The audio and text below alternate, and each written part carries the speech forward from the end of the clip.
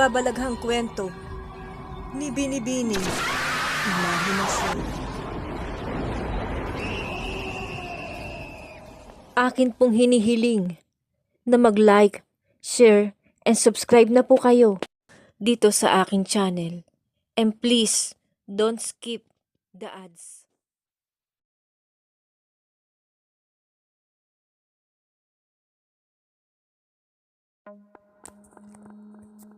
Ako nga pala si Dayanang Rizal.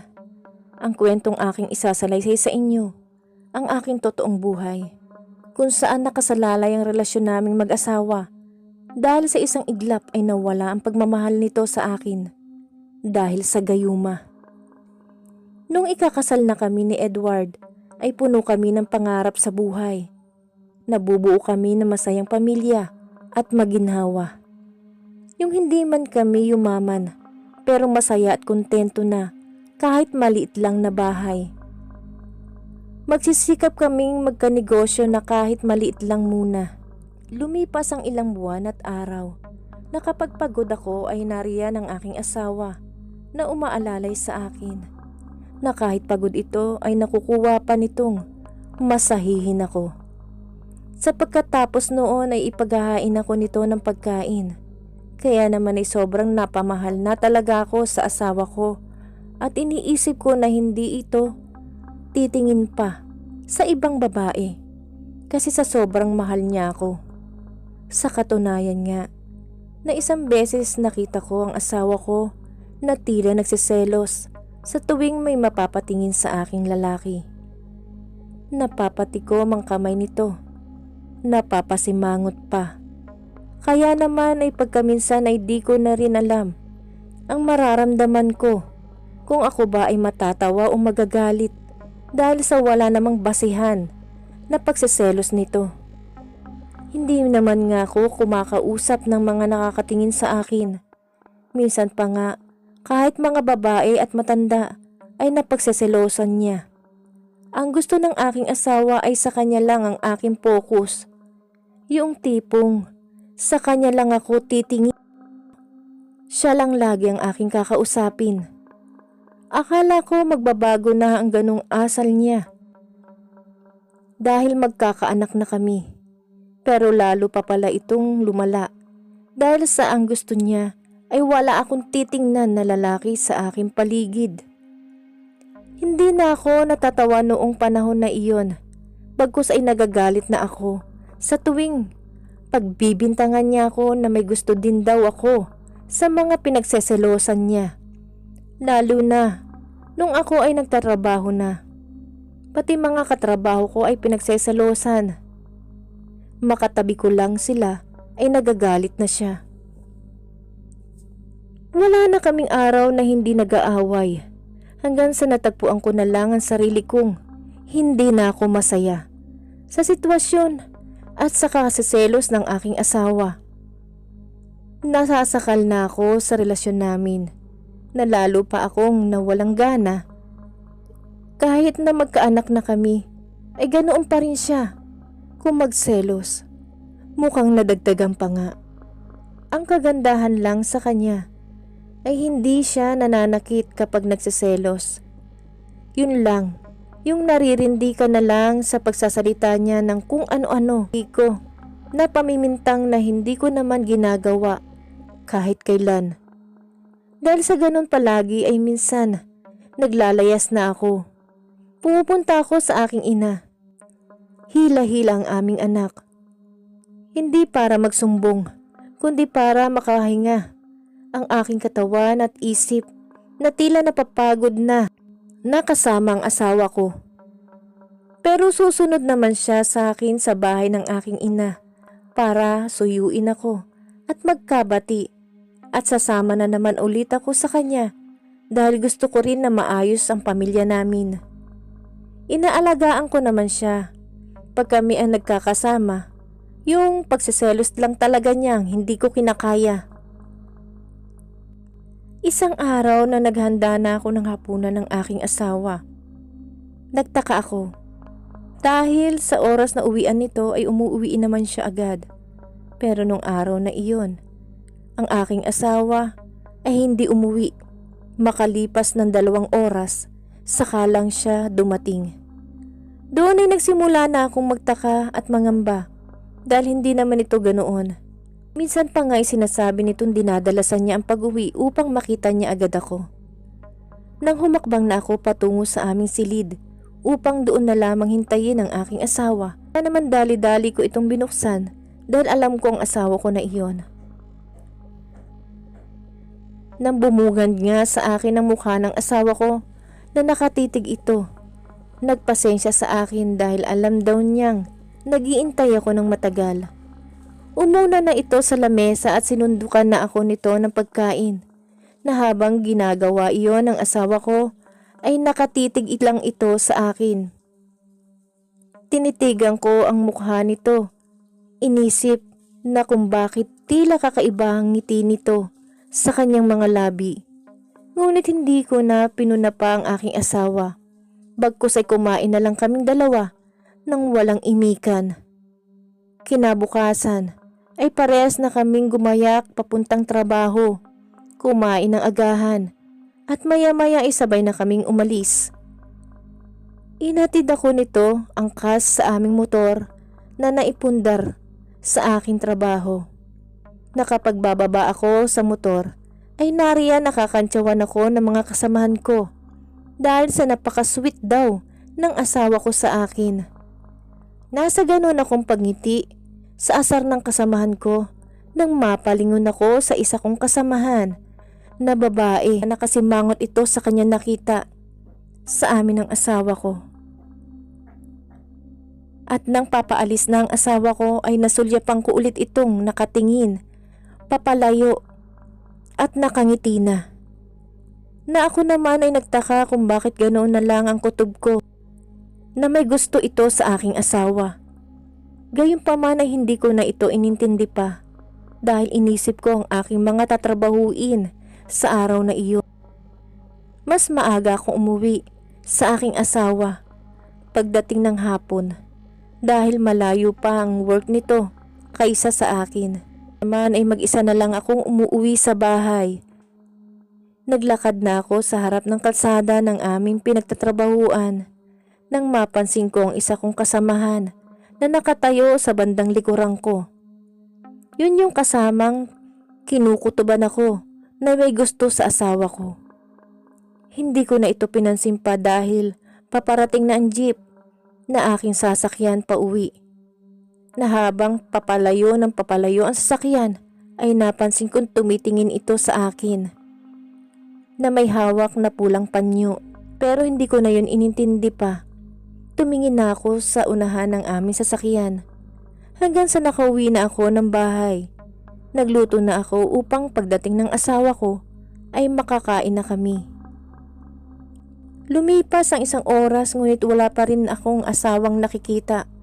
Kaya naman ay kinabahan na ako dahil paulit-ulit nang nangyayari na nag-aantay na ako sa pag-uwi ng asawa ko. Hanggang sa may nag-doorbell na at pagbukas ko ng pinto, ang asawa ko na nakangiti sa akin. Yayakap sana siya sa akin, ngunit hindi ko ito pinansin. Pinihit ko ang aking katawan upang hindi niya ako mayakap. Nang pakiramdaman ko na akala ko pipilitin ako ng aking asawa na yayakapin niya ako na katulad ng dati. Ngunit hindi na ngayon. Hindi niya na ako sinusuyo. Doon na uminit ang ulo ko at nagtanong na ako sa kanya ng ganito. Edward, bakit lagi ka nalang ginagabi sa pag-uwi mo? Umamin ka nga. May babae ka, no? Anong pinagsasabi mo? May ebidensya ka ba? Dahil sa kanyang balik na tanong, ay parang natauhan ako. Pakiramdam ko ay nakakaramdam na ako ng selos na hindi ko nararamdaman sa kanya noon. Kaya naman hindi na ako kumibo pa. Kumain na akong mag-isa. Naligo muna ang aking asawa bago ito kumain, kaya hindi na kami nagkasabay. Nang pumasok ako sa aming kwarto ay nakita ko ang isang pulang panyo na nakapatong sa maliit na lamesa. Inalam ko kung saan galing ang panyong iyon hanggang sa naalala ko na may panyo nga pala na pulang hawak ang kasama ko sa trabaho. Kaya mas lalong tumibay ang hinala ko na may ugnayan ang dalawa. Pinakaramdaman ko ang aking sarili kung kaya ko bang mawala ang asawa ko. Ngunit sinagot ako ng isip ko na hindi. Kaya naman ay ipinaglabang ko ito. Pumunta ako sa aking lola upang masabi ko ang aking nararamdaman sa aking asawa. Nagulat ito sa mabilis na pagbabago ng pagtrato daw nito sa akin. Sa palagay daw niya ay ginagayuma ito ng kung sino mang babae. Kaya naman ay kinabahan ako. Sinabihan ako ng lola ko na mag-imbestiga muna para malaman namin ang pangontragayuma na ginawa sa aking asawa. Tinuruan niya ako ng mga bagay kung paano matukoy. Isang gabi, ginabi na naman ang asawa ko sa pag-uwi. Hindi ko na ito pinansin pa. Samantalang pag hindi ko siya pinapansin, ay susuyuin niya ako. Ngayon ay hindi na. Ramdam ko na may babae na talaga ito. Pero nananahimik pa rin ako. Ayaw ko na siyang kumprontahin upang hindi niya malaman na may binabalak na ako sa kanya sa pagtutuklas. Dumiretso ang asawa ko sa kanyang higaan at dooy, nakadapang nakatulog. Nilapitan ko ito ng dahan-dahan gamit ang boses ng lola ko na nagsasalita sa aking isip. Umpisahan kong tumuklas. Ito ang sinabi niya. Pumunta ka sa bandang batok ng asawa mo. Tingnan mo kung may isang kalmot roon. Kaya naman ang hinawi ko ng buhok ng asawa ko sa kanyang batok ay napansin ko nga na may isang kalmot ito. Mukhang sariwa pa dahil mapula pa. Sumunod na lang na hakbang ay, tingnan mo apo, ang sapatos na hinubad ng asawa mo. Kung may abo, doon mo malalaman na ginagayuma na nga ang asawa mo. Lumabas ako ng kwarto namin upang puntahan ang sapatos na hinubad ng asawa ko. At nakita ko nga na may abo iyon. Kaya napaluha na ako ng husto. Dahil kaya pala nawala ang pagmamahal nito sa akin dahil sa gayuma ng kasama ko sa trabaho. Kinabukasan ay hindi na ako pumasok sa aking trabaho upang sa isang misyon. Sa araw na iyon, ang panggagayuma, kontragayuma sa aking asawa. Nakita ko ang lola na may iniinit na dahon sa kadinidikdik iyon. Binigyan ako nito na tila amulet o anting-anting na sinasabi niyang pangontra sa masama o proteksyon. Ang lola ko kasi ay dating alalay ng kanyang lola na albularya, kaya naman ay maraming alam ito sa mga panggagayuma. Ayaw niya raw na makasakit, kaya hindi pang kukulam na panghigiganti ang pinayo niya sa akin, kundi ang pangontragayuma sa pamamagitan ng panggagayuma ko din sa asawa ko. Inantay naming mag-alas 6 ng hapon. Dahil doon daw malakas ang isang anumang gawain katulad ng gayuma. Nagdasal si lola ng Latin na hindi ko naman maunawaan kung ano iyon. Basta yumuko lang ako na habang nagdarasal si lola ay umiikot ang aking paningin. At doon ay nakakakita ko ng mga sari-saring dahon, tinuyong butiki, buto ng kahoy, sanga at iba pa. Napatigil lang sa pag-ilibot ang aking mga paningin nang maramdaman kong tapos na si lola sa kanyang orasyon. Ibinigay niya sa akin ang isang lalagyang plastic bottle na may lamang kulay brown na tubig. Ipainom ko daw iyon sa aking asawa ng 2 beses sa isang araw upang tumalab ang bisa. Saka binigyan ako ng lola ng salitang dadasalin ko bago ko ipainom sa aking asawa. Saka sinabi niyang importante daw na maniwala ako sa ibibisa nito para umepekto. Dahil sa kapursigahan kong maibalik sa akin ang pagkagusto ng asawa ko, ay gagawin ko iyon. Namiss ko na rin kasi ang lambing nito sa akin. Nawala dahil sa katrabaho kong nanggayuma sa kanya. Isang gabing umuwi ang asawa ko. Pinaghain ko na ito ng pagkain, na habang kumakain ay hiningian ako nito ng kape. Kaya naman ay dali-dali akong pumunta ng kusina at pinagtimpla ko ito ng kape. Pinatakan ko iyon ng tubig mula sa binigay ni Lola. Hindi naman halata na kahit kulay brown ng tubig dahil sa dahon na iniligay ni Lola dito. Kumakain na ang aking asawa nang humarap ako sa kanya at sumabay na rin upang kumain na. Napansin ko itong tumingin sa akin. Kinabahan ako dahil baka nalasahan nito ang dahong nakalagay sa kanyang kape. Pero sa halip ay ngumiti ito sa akin. Ako naman ay napangiti na rin dahil ang sabi ni Lola, dapat daw ay nakaharap ako sa asawa ko habang umiinom ito ng aking panggayuma sa kanya. Nang maya-maya ay tumayo ito at niyakap ako, na ako naman ay niyakap ko na rin ito nang mahigpit at napaluha. Sa totoo lang, namiss ko ang aking asawa, ang kanyang mga paglalambing na katulad nito.